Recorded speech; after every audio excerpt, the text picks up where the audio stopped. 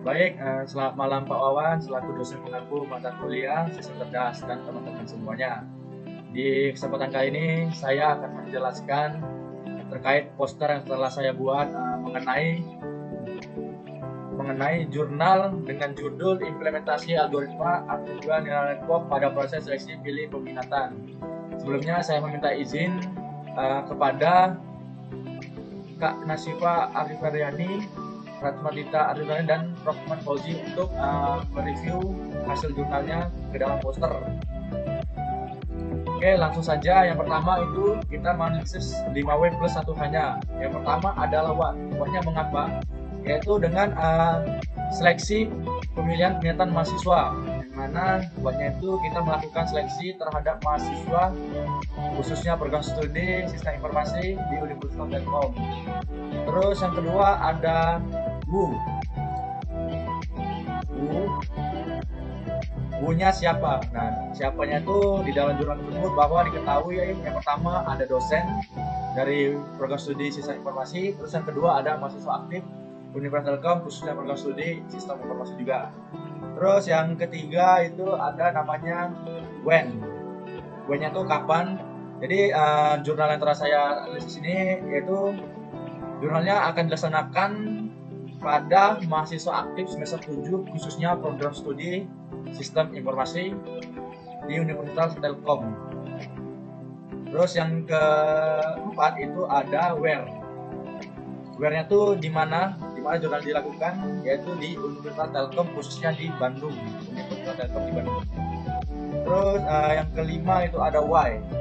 Why-nya tuh mengapa. Nah, dari why ini saya telah membaca jurnalnya juga, menganalisis dapat 3 mengapa jurnal ini dibuat. Karena yang pertama itu mahasiswa sering kesulitan memilih peminatan. Terus yang kedua itu distribusi mahasiswa di tiap peminatan menjadi tidak merata. Terus yang ketiga ada kekurangan pemahaman akan kemampuan dan minat mereka. Itu untuk why-nya. Terus lanjut yang terakhir mungkin itu ada ada how itu bagaimana, yaitu jurnal ini dibuat dengan menggunakan yaitu model INN dan algoritma breakpoint. Terus untuk bahasa programan yang digunakan dalam jurnal tersebut saya sudah melihat itu ya kebanyakan dia menggunakan Python. Oke, langsung kita masuk sekarang untuk di flowchart processing datanya. Saya izin zoom sedikit. Oke, baik. Di sini bisa kita lihat yang pertama itu startnya dengan mulai. Terus yang kedua yaitu membuat direktur MK list berisi mata kuliah kesehatan angkatan 2017 dan 2018. Terus lanjut yang ketiganya itu datanya data output. Terus yang keduanya data output. Terus yang ketiga membagi dataset menjadi main data dan user data. Terus yang keempat yaitu membuat direktori peminatan DIX yang berisi daftar peminatan angkatan 2017 dan 2018.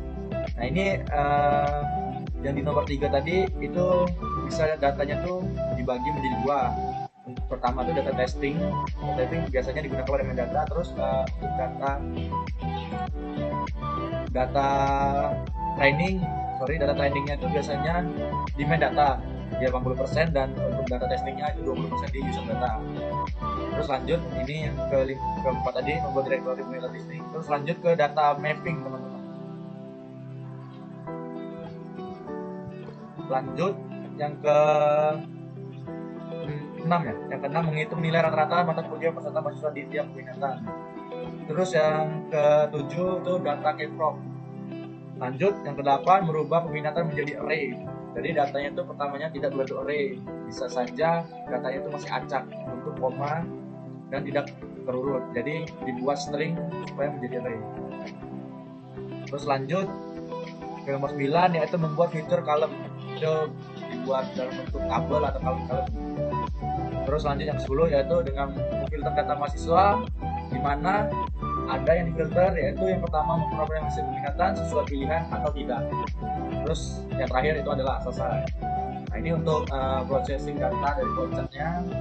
Terus lanjut kita ke sistematis penelitian.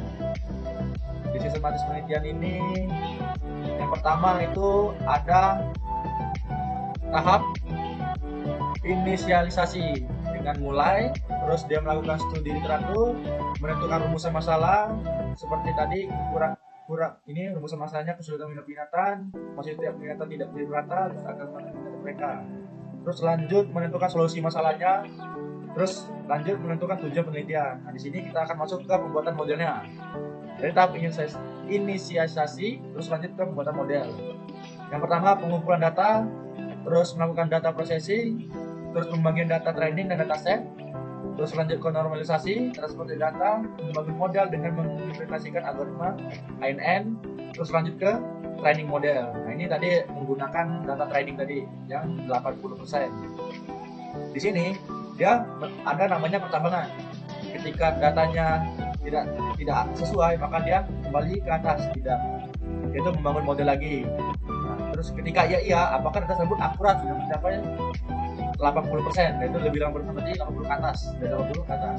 Ketika iya, dia akan masuk ke implementasi modelnya, yaitu prediksi data, penemuan kuota menggunakan soft data, terus dia langsung masuk ke yang terakhir hasil dan kesimpulan. Jadi datanya di set, terus masuk ke kesimpulan dan saran mereka, terus hasilnya akan muncul dan selesai.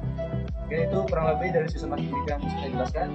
Terus yang terakhir yaitu ada prediksi function matrix dan multi kelas, yaitu ada klasifikasinya, terus ada nilai aktual dari 0 sampai 6, terus ada prediksinya 0 sampai 6. Nah, ini cara membacanya yaitu aktual 0 dengan prediksi 0 terdapat klasifikasi dengan nilai 8. Terus aktual 1 dengan prediksi 1 mendapat klasifikasi dengan nilai 15 dan seterusnya. Nah, di sini bisa kita lihat bahwa aktual 1 dengan prediksi 5 itu ada satu data yang tidak termasuk ke dalam klasifikasi. Oke. Terus ada satu lagi yang saya jelaskan, yaitu di dalam jurnal tersebut bahwa tidak ada gambar untuk berapa banyak layar yang digunakan. Tapi di jurnal ini sudah dijelaskan, akan saya baru jelaskan lagi. Jadi banyak lapisan yang digunakan itu adalah multi layer network yang terdiri dari input layer, hidden layer, dan output layer. Nah, itu ada 3 hidden layer, neuronnya ada 128, yang kedua 64, yang ketiga ada 42. Mungkin itu saja yang bisa saya jelaskan pada malam hari ini. Kiranya ada salah kata atau perbuatan, saya mohon maaf. Selamat malam dan terima kasih.